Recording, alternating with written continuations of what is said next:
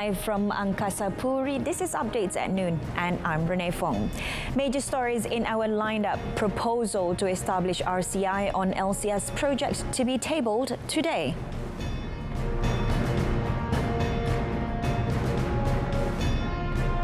Health Ministry considering to provide career path for contract medical officers.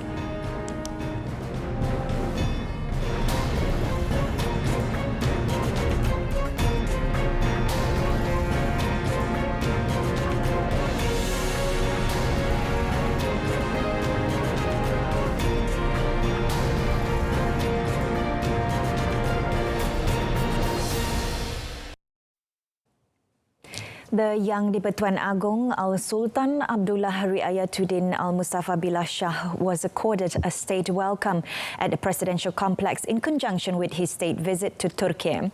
The king arrived at 5:30 p.m. local time for the ceremony, where he was greeted by Turkey President Recep Tayyip Erdogan. His Majesty received the royal salute from the Presidential Guard Regiment before the Malaysian anthem Negaraku and Turkey's national anthem Istiqlal Marsi were played concurrently with the 21-gun salute. Al-Sultan Abdullah, who was accompanied by President Erdogan, then inspected the Guard of Honour and was introduced to members of President Erdogan's cabinet. Also present were Finance Minister Tengku Datuk Sri Zafrul Tengku Abdul Aziz, who is also the Minister in attendance, along with Malaysia's ambassador to Turkey, Sazali Mustafa Kamal. The king then convened a meeting with President Erdogan at the Presidential Palace, which is also their first meeting since the installation of Al-Sultan Abdullah as the 16th Yang di-Pertuan Agong on 30th July 2019. Also in conjunction with the visit, Yang di-Pertuan Agong Al-Sultan Abdullah Riayatuddin Al-Mustafa Billah Shah has been conferred the Turkish Order of the State, the highest award of the Turkish government. Al-Sultan Abdullah received the award from Turkey President Recep Tayyip Erdogan at the Presidential Palace, making him the first ASEAN head of state to be given the honour. His Majesty is among 5 heads of state conferred the award under the leadership of Erdogan. The other recipients were the King of Saudi Arabia, King Salman Abdul Aziz, King Philippe of Belgium, Emir of Kuwait, Sheikh Sabah Al Ahmad Al Jaber Al Sabah, and Tunisian President Beji Caid Essebsi. At the same ceremony, Al-Sultan Abdullah bestowed Malaysia's highest award, the Darjah Utama Sri Mahkota Negara (DMN), on Erdogan. The DMN is accorded to a state ruler but is also bestowed on an honorary basis on a foreign head of state and other most esteemed people. After the award presentation ceremony, His Majesty attended a traditional concert hosted by Erdogan. The proposal to establish a Royal Commission of Inquiry (RCI) to investigate the construction of the Littoral Combat Ships LCS project for the Royal Malaysian Navy (RMN) will be presented to the Cabinet today. Senior Defence Minister Datuk Sri Hishamuddin Hussein announced the matter in the Dewan Negara yesterday. Saya beri jaminan kepada Yang Berhormat bahawa selepas perbahasan kita hari ini, saya sendiri akan bawa ke Kabinet. Ini tanggungjawab saya untuk bawa kepada Kabinet hari Rabu ini, dan saya akan lakukan. Bahawa kita tak perlu takut, bimbang, kita mahukan ketulusan, kita mahukan keadilan. Itu pun kehendak saya. Bahawa mereka yang kalau sekiranya ada penyelewengan, salah guna kuasa, unsur-unsur rasuah, semuanya terpaksa berhadapan dengan muka keadilan. He said this in reply to several members of the Dewan Negara yesterday who urged the government to establish an RCI to investigate the LCS project to examine all aspects so that no guilty party escapes prosecution. Datuk Sri Hishamuddin also said that based on the Cabinet's decision in April, the Defence Ministry will continue to LCS project for the benefit of the Navy. The Health Ministry has approved of 4,053 out of 8,672 early applications for permanent position this year. It involves contract officers in the medical, dental and pharmaceutical sectors, including 225 reserve candidates. Ini adalah penambahan jawatan tetap yang paling tinggi sejak tahun 2016, sejak dasar kontrak ini telah pun dimulakan. Dan selepas ini kita akan ada sekurang-kurangnya 1,500 jawatan tetap setiap tahun yang akan kita tawarkan, yang akan kita menawarkan kepada pegawai-pegawai kontrak. Kita akan tentukan dasar nanti selepas bincang dengan SPA, sama ada mereka yang tidak berjaya boleh memohon semula ataupun tidak, reapply ataupun tidak tahun depan. Ini perkara yang perlu kita bincang dengan Suruhanjaya Perkhidmatan Awam nanti. Ya, pandangan saya adalah elok kita bagi peluang kepada mereka untuk reapply. Ya, tapi kita kena bincang dari segi peraturan dengan SPA. Jadi bagi mereka yang mungkin tidak berjaya pada tahun ini, mereka boleh cuba sekali lagi. Meanwhile, the Health Ministry is studying and considering about preparing a career path to individuals who were unsuccessful in securing permanent position as a medical officer. The path is specifically tailored to contract officers who are serving under the ministry. The consideration was made after discussions between MOH and the Malaysian Health Association last week. MOH is also looking at a suitable model to determine whether a health service commission should be established by law or administratively. They stay as contract officers, tetapi kita cuba pastikan bahawa sekurang-kurangnya mereka dapat insentif yang lebih baik, dan mereka juga menerima peluang untuk sambung latihan mereka di peringkat kepakaran dan juga sub kepakaran. Jadi sekurang-kurangnya kalau mereka masih lagi kontrak, mereka boleh layak dan mengambil bahagian dalam latihan kepakaran dan sub kepakaran seperti mana yang saya telah umum sebelum ini.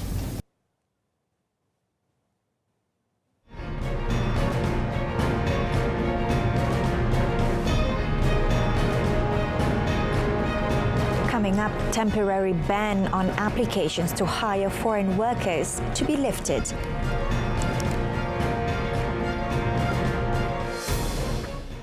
The temporary freeze on applications to hire foreign workers will be lifted starting this coming Friday. According to Human Resources Minister Datuk Seri M. Saravanan, the decision was made after taking into consideration the request from industries to lift the temporary freeze. Yang pertama, saya telah dari segi dasar bersetuju semua permohonan yang telah diterima lebih kurang 400,000 pekerja asing akan diluluskan sebelum hujung bulan ini, yang pertama. Yang kedua, walaupun sebelum ini kita mengumumkan akan menangguhkan ataupun menghentikan penerimaan permohonan, tetapi kita dapat memutuskan supaya terus menerima dan proses permohonan baru mulai Jumaat hari ini. He said to better understand the issue of foreign workers, the ministry had set up a special committee of 15 members from the industries and 5 representatives from the Human Resources Ministry. This committee will be holding immediate discussions whenever necessary to assist the industries in reviving the economy. Datuk Seri M. Saravanan noted that the unemployment rate in the country has seen a steady drop. The Department of Islamic Development Malaysia, JAKIM, has appointed 7 Hadith thinker panelists to lead the Hadith Research Centre. According to Minister in the Prime Minister's Department of Religious Affairs, Dato' Idris Ahmad, this research centre under the Research Division of JAKIM is intended to regulate studies and legitimate Hadith reference for the public, as well as avoiding clashes of opinion. Tanda supaya bukan bagaimana semua sumber dia satu ya. Sumber dia satu ya. Sebab tu kita nak menyatukan ni masyarakat ni dengan ilmu. Menyatukan ummah ni dengan ilmu.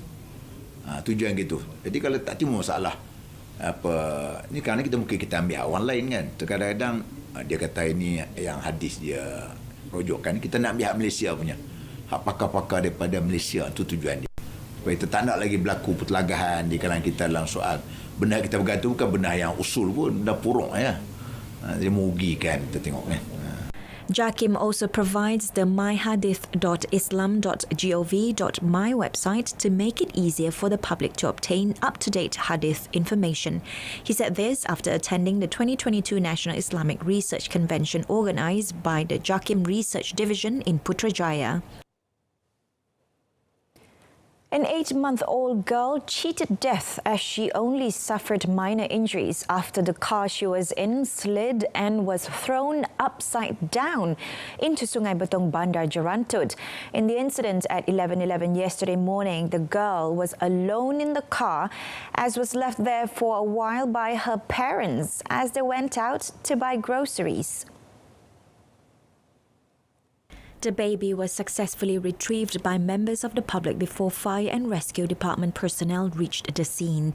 Jerantut Fire and Rescue Department Operations Officer Osman Abdul Malik said a total of 9 officers from the Jerantut Fire and Rescue Station were dispatched after receiving an emergency call. The baby girl was handed over to medical personnel for further care and action. A 23-second video had went viral on social media showing passers-by retrieving what is believed to be the baby from an upside-down car. A teenager and a child are missing and feared drowned while swimming in Sungai Triang near Pasar Ayam Kerayong in Bera yesterday evening.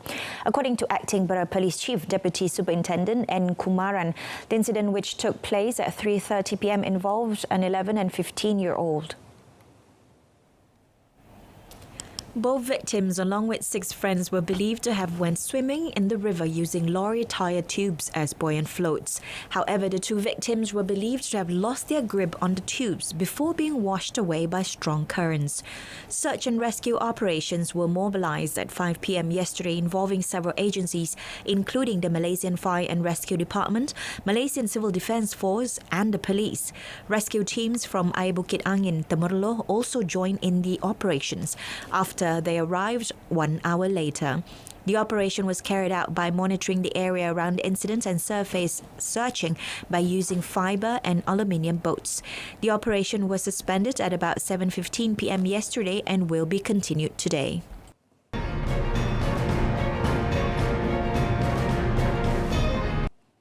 The National Stadium in Bukit Jalil has been chosen as the venue for the FA Cup final featuring Terengganu FC TFC and Johor Darul Takzim JDT. The matter was announced by the Malaysian Football League MFL and the 32nd edition final action is scheduled for 10th September. MFL in a statement informed that an application to use the National Stadium as the venue for the FA Cup final was approved by the Malaysian Stadium Board PSM after officials from MFL, TFC and JDT inspected the field and facilities. Among the elements that MFL focused on was the condition of the field, and PSM has assured that the field will be in the best condition on match day. Currently, the National Stadium is the only venue that has an 80,000 capacity, which is essential because the demand from fans for the final is expected to be high. The FA Cup final was initially scheduled on 27th August. There had to be a change of plans due to JDT's involvement in the Asian Football Confederation AFC Champions League. Regarding ticket sales, MDL will discuss with TFC and JDT management before making an official announcement. And that's all the time we have for today. In our top story today, proposal on establishing RCI on LCS construction will be presented to Cabinet today. And don't forget to tune in to News at 10 coming up at 10 p.m. on saluran Berita RTM. I'm Rania Fong. Thanks for watching and have a pleasant afternoon.